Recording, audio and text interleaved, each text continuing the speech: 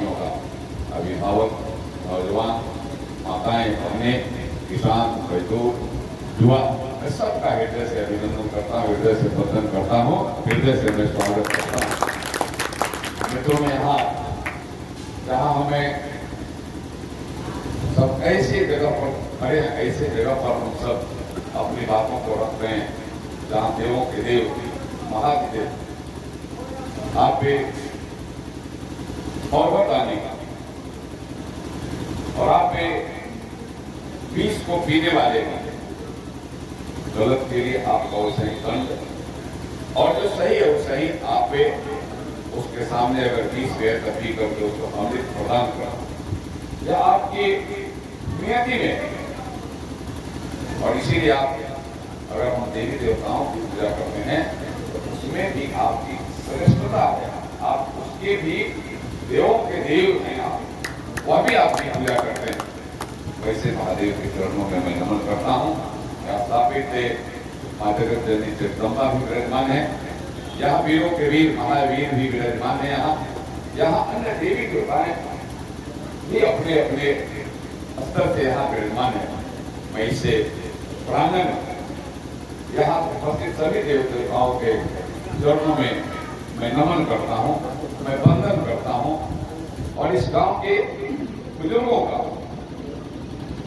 जो आज नहीं भी अपने पूर्वजों का इस गांव के प्रति भी मैं श्रद्धा का भाव अर्पित करता हूँ, उनके प्रति नमन और वंदन और श्रद्धा करता हूँ। आपने मेन रोड पर इतने अच्छे मंदिर का निर्माण आप सबके सहयोग से हुआ है।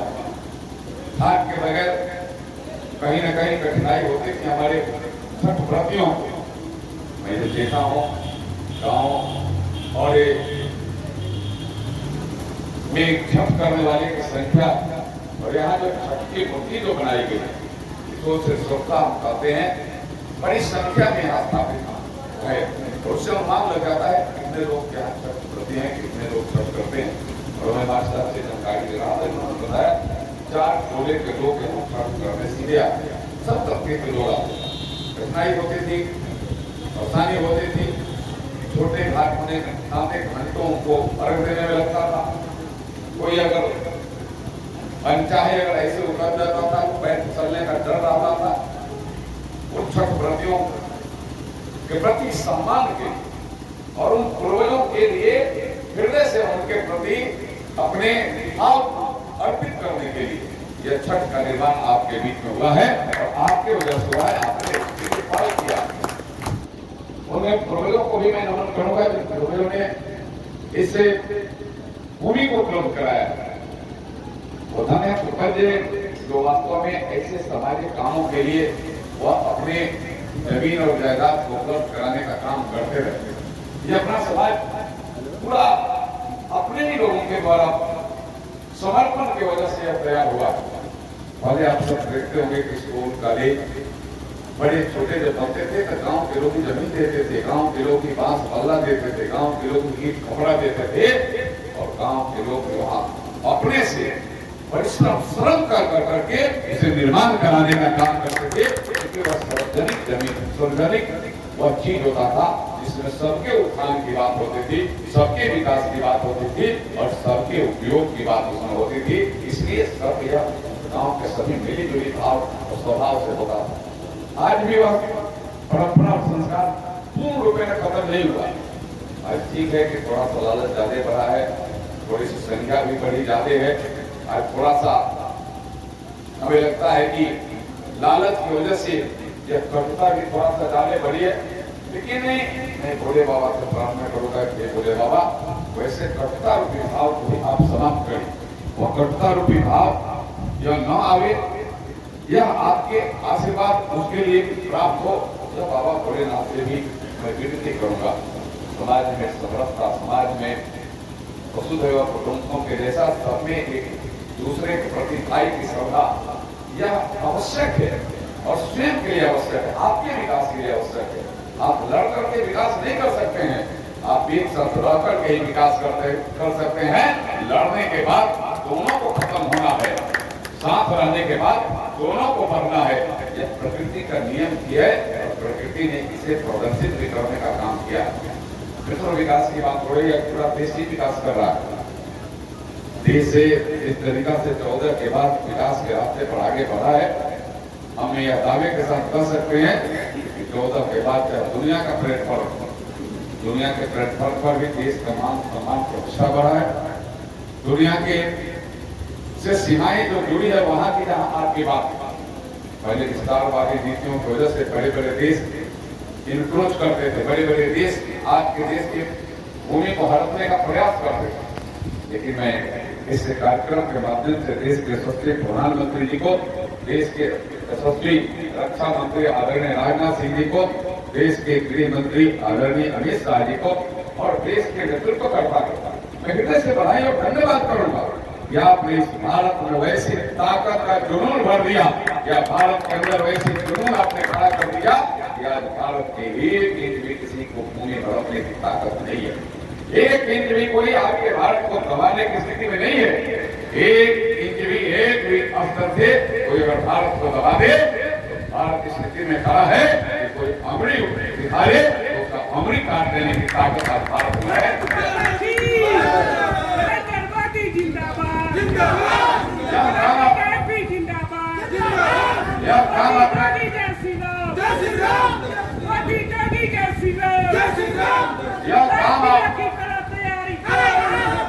यह काम आपने करके दिखाया, यह काम आपके वजह से हुआ।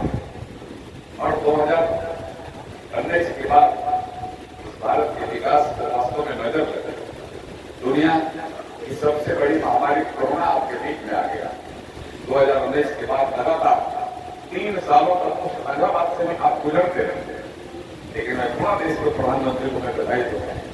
तो देश के प्रधानमंत्री जरा सा डिगे भी नहीं, जरा सा अपने मान और सम्मान के साथ अपने मन को मलिन भी करने का काम नहीं किया। और देश के वैसे रिसर्चरों को, वैज्ञानिकों को, डॉक्टरों को, वैसे जो उद्योग लगाने वाले लोग हैं उनको कितना प्रोत्साहित किया। यह कोरोना रूपी बीमारी आने के 6 माह के अंदर भारत ने अपना वैक्सीन तैयार किया।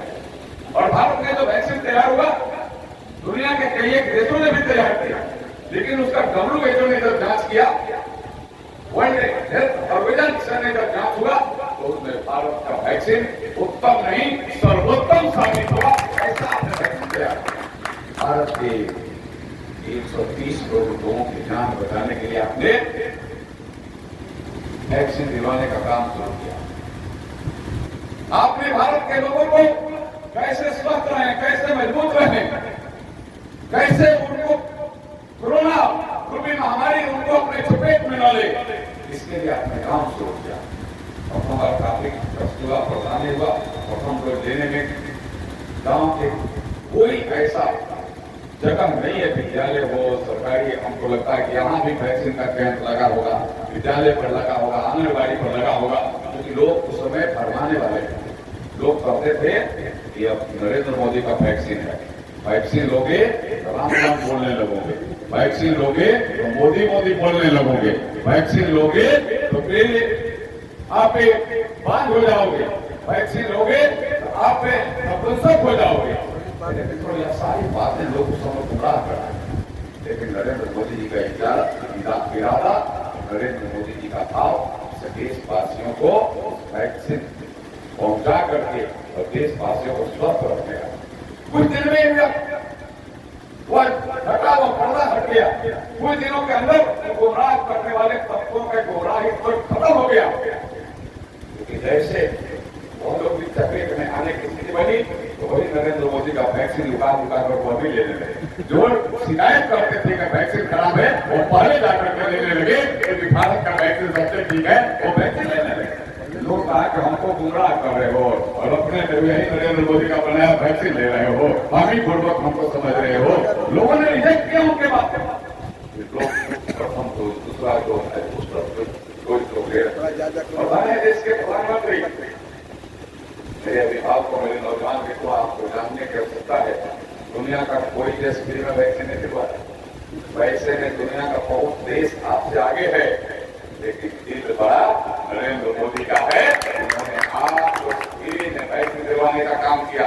आज जो नरेंद्र मोदी को गाड़ी भी दे रहा है, जनार्दन सिंह को गाली भी दे रहा है, भारतीय जनता पार्टी को गाली भी दे रहा है, वह भी अगर जिंदा है तो नरेंद्र मोदी के वैक्सीन से जिंदा है। नरेंद्र मोदी अगर वैक्सीन नहीं तैयार कराते, नहीं देते तो पता न हो यहाँ होता, गाली देने लायक होता या स्मशान घाट और पाकिस्तान का होता, पता नहीं। यही स्थिति थी। आज भी वैक्सीन गया नहीं है, आज भी वैक्सीन का चपेट, आज भी वैक्सीन का दौर चल रहा है। लेकिन हम इसलिए है कि हमने वैक्सीन ले लिया, हमने दूसरा डोज ले लिया, हमें तीसरा डोज ले रहे हैं। दुनिया का कोई देश बगल में चाइना इत्यादि का पेपर इत्यादि पढ़ते हैं, जो देखने वाले लोग हैं वो देखते होंगे। बड़ी संख्या में आज भी लॉकडाउन चल रहा है, करोड़ों लोग मारता है। और यहाँ के विभाग और नौजवानों से कहूंगा, करोड़ों लोग चपेट में हैं, वह कोरोना रूपी महामारी के आगोश में हैं, मर रहे हैं। जनसंख्या बहुत है, वह मरने और जीने की चिंता नहीं करता है, मर रहे हैं लोग। दुनिया के कई एक देश को उजड़ गए, बर्बाद हो गए। मित्रों, विकास को एक बहुत बड़ा किनारा था इस कोरोना का भी। 3 सालों का काम और विकास करने का कोई पूर्ण रूप में मजबूत जो रास्ता था, वो रास्ता मजबूत रास्ता नहीं था, लेकिन मजबूत इरादा नरेंद्र मोदी का। उन्होंने उस समय भी देश को 20 लाख करोड़ का अलग से आत्मनिर्भर भारत के लिए पैकेज दिया। भारत जो आज बढ़ रहा है, भारत को आज दुनिया में उसकी जीडीपी जो बढ़ रही है, वो है नरेंद्र मोदी की एक मजबूत सोच के, उनके मजबूत इरादा का देन है। क्या भारत उस स्थिति में आज खड़ा होगा? उसे सुनाई नहीं दिया। आज जो गाड़ी दे रहे हैं, खा रहे हैं नरेंद्र मोदी का, फ्री नाम मिल रहा है। आज तक यहाँ हमारे कई एक बुजुर्ग बैठे हुए हैं, कई एक महामारी आई है भारत में। बाहर से आना था, बड़ा खाना वाला मक्का और मसूरिया आता था। बाबा को और हमारे बड़े भाई को याद होगा, ध्यान में होगा, वो भी पैसा से दिया जाता था। लेकिन धन्य है नरेंद्र मोदी, आपको बाबा भोलेनाथ ने जो ताकत दिया है, तो जनता के लिए आप उपयोग कर रहे हैं। आपके सामने अधिकार है 80 करोड़ राशन कार्ड जिला नरेंद्र मोदी के वैक्सीन से पेट भर रहे हैं नरेंद्र मोदी के वजह से, और गाड़ी भी नरेंद्र मोदी से दे रहे हैं। भोलेनाथ माफ नहीं करने वाले हैं, भोलेनाथ माफ नहीं करते हैं कभी। मैं सीधे करता हूं, ऐसे लोगों को कभी माफ नहीं करेंगे। और किसान अगर हैं तो साल में 3 बार 2-2 हजार रुपया भी नरेंद्र मोदी का। अरे वाह! और गाड़ी भी नरेंद्र मोदी, गाड़ी भी सिकरीवाल का। बाबा भोलेनाथ का दरबार है। यहाँ देर होता है, अंधेर नहीं होता, यहाँ न्याय होता है। इसलिए मैं कहना चाहता हूं ऐसे लोगों को कि आप निश्चित रूप से, आप में अगर ताकत है विरोध करने का, तो आप मत लीजिए पैसा। जितना आपने लिया है, जितना मत लीजिए। आप मत लीजिए वैक्सीन, आप मत लीजिए राशि। ताकत है तो और लेकिन ताकत आप में क्या होगा? आपका नेता तो पहले ही ले रहा है। आपका नेता जिस नेता के बिना पहले ही झपट रहा है, आपके आने के पहले वो झपट्टा मार करके कब आ रहा है आपके बीच में, आपको गुमराह करने के लिए। जनार्दन सिंह और भारतीय जनता पार्टी गुमराह नहीं करती, जो कहती है सो करती है। यही पूंजी है, यही अपनी पूंजी है कि हम जो कहेंगे सो करेंगे। नरेंद्र मोदी जी ने मूल मंत्र दिया, सबका साथ, सबका विकास, सबका विश्वास और सबका प्रयास। हम मूल मंत्र है। हम इस देश को हड़पने वाले लोग नहीं हैं। वह लोग जो आते हैं, चारा घोटाला कब हुआ, कचरा घोटाला कब हुआ, कोल घोटाला कब हुआ, तेल घोटाला कब हुआ, तो ये स्पेक्ट्रम घोटाला कब हुआ, हेलीकॉप्टर घोटाला कब हुआ, घोटाला का नाम लो तो सैकड़ों घोटाले कब हुए। आप नेता तो वहीं से आते हैं ना। आपका नेता कहाँ है? आपके नेता पर कितने केस और कब कौन जेल में है, कौन बेल पर है, जरा ये तो बता दीजिए। लेकिन मैं कहता हूँ पूरे दिल से कि नरेंद्र मोदी दुनिया में भारत का सम्मान बढ़ाया है। भारत के एक लोगों का सम्मान बढ़ाने का काम नरेंद्र मोदी किया है, नरेंद्र मोदी ने किया है। आपको मैं आग्रह कर रहा हूँ, विनती कर रहा हूँ, नरेंद्र मोदी जिस तरीका से आपके सम्मान बढ़ाने का काम किया है, नरेंद्र मोदी भी चाहते तो वो दादा कर रहे हैं। लेकिन किसी विपक्ष के पास हिम्मत नहीं है। कोई विपक्षी एकता कर रहा है, कोई विपक्ष को जोड़ने का प्रयास कर रहा है। आप जितना भी जोड़िएगा उतना ही टूटिएगा, क्योंकि सब में आपस में भीतर में ताकत है, सब आपस में झपटना चाहता है। नरेंद्र मोदी भारत को विकसित करना चाहता है। दोनों में यही अंतर है। सब झपट का मार है, सब झपटना चाहता है। सबको यह है कि मैं अगर पहुंच जाऊंगा तो पूरे देश नहीं, विदेश में भी अगर कुछ भारत का होगा तो उसको भी लूट लूंगा। देश का सोना जो है वह यहाँ के रिजर्व बैंक में नहीं रहने दूंगा, उसको भी बेच करके अपने पेट में हड़प लूंगा। और सारी संपदा सिर्फ यहाँ नहीं, भारत में नहीं रखूंगा, ऐसे देश में रखूंगा जहाँ कोई पहुंच न सके। लेकिन आज तो पहुंचने का भी अंतर हो गया है ना। तो लोग एक बार मोबाइल डालता है तो दुनिया के किसी कोने से बात करता है। एक बार जब अपना आईडी खोलता है तो दुनिया में कहीं ना कहीं से बात और देख लेता है। वैसे लोग सतर्क हो जाइए। नरेंद्र मोदी जी, चाहे आप 7 समुद्र पार भी रहिएगा, भारत का लूट करके अगर गए होंगे तो वहां से बहुत कड़ी लगा करके भारत लाएगा और उनसे नकाश कर करके दुनिया के सामने खड़ा करके लोगों ने कहा। जब केस सीबीआई करता है, जब केस ईडी करता है, उस समय तो आपको सोचना चाहिए कि केस क्यों हुआ मेरे ऊपर। जब उस समय भारत को लूट रहे थे, बिहार को लूट रहे थे, इस समाज को लूट रहे थे, उस समय नहीं बुझा रहा था और ईडी पर दोष देते थे। ये लोग तो चुनाव आयोग पर दोष दे देते हैं। जहां जीत जाते हैं कहा कहते हैं बड़ा ठीक है, जहां जाते हैं कहते हैं चुनाव आयोग पर है। यह तो सेना पर भी प्रश्न उठा देते हैं। ऐसे लोगों का क्या करना जो अपने आप पर विश्वास नहीं करते। लेकिन नरेंद्र मोदी देश पर विश्वास करता है और जनार्दन सिंह के बाद क्षेत्र पर विश्वास करता है। आपके काम और आपके विश्वास करता है।